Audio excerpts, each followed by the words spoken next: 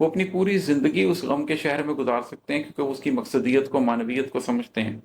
اور کچھ لوگ مسافر ہوتے ہیں، وہ آتے ہیں شہر غم میں کچھ وقت گزارتے ہیں اور پھر چلے جاتے ہیں، وہ زندگی بھر کے لیے اس کا بوجھ نہیں اٹھا سکتے۔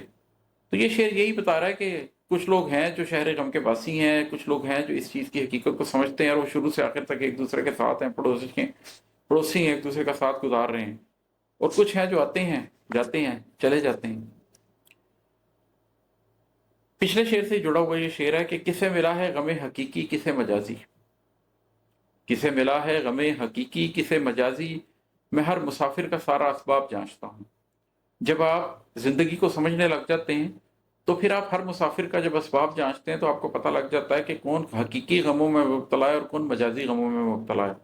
کس کی زندگی کا غم روٹی ہے، پیسہ ہے، اولاد ہے، تعلیم ہے، صحت ہے، اور کون ایگزسٹینشل کوسچنز اٹھا کر بیٹھا ہوا ہے۔ کس کی زندگی کے سوال یہ ہیں کہ میں کون ہوں، میں کہاں سے آیا ہوں، میں کہاں جاؤں گا، میری زندگی کا مقصد کیا ہے، نسل انسانی کا مقصد کیا ہے، اس نسل انسانی میں میرا ایک انفرادی طور پر کردار کیا ہے۔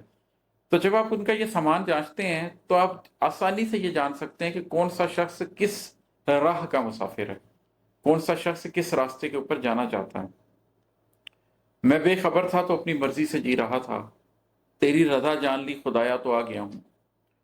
اور جب آپ ان ساری باتوں کو جان لیتے ہیں جو پیچھے میں اتنی لمبی گفتگو کر کے آ رہا ہوں، تو جب تک آپ بے خبر رہتے ہیں تب تک آپ اپنی مرضی سے جیتے ہیں، اور جب آپ خدا کی رضا کو جان لیتے ہیں تو پھر آپ راضی برضا ہو جانا چاہتے ہیں، پھر آپ خدا کی رضا میں اپنی رضا کو ضم کر دینا چاہتے ہیں۔ اس لیے کہ آپ یہ جانتے ہیں کہ پھر عقل کل آپ نہیں، عقل کل اللہ ہے۔ جو رضا اس کی ہے اس کے اندر خیر پنہاں ہے، اور جو رضا آپ کی ہے اس کے اندر خیر پنہاں نہیں ہے۔ جو رب کی چاہت ہے اس چاہت کے اندر وہ اپنی چاہت کو ضم کر دینا چاہتے ہیں۔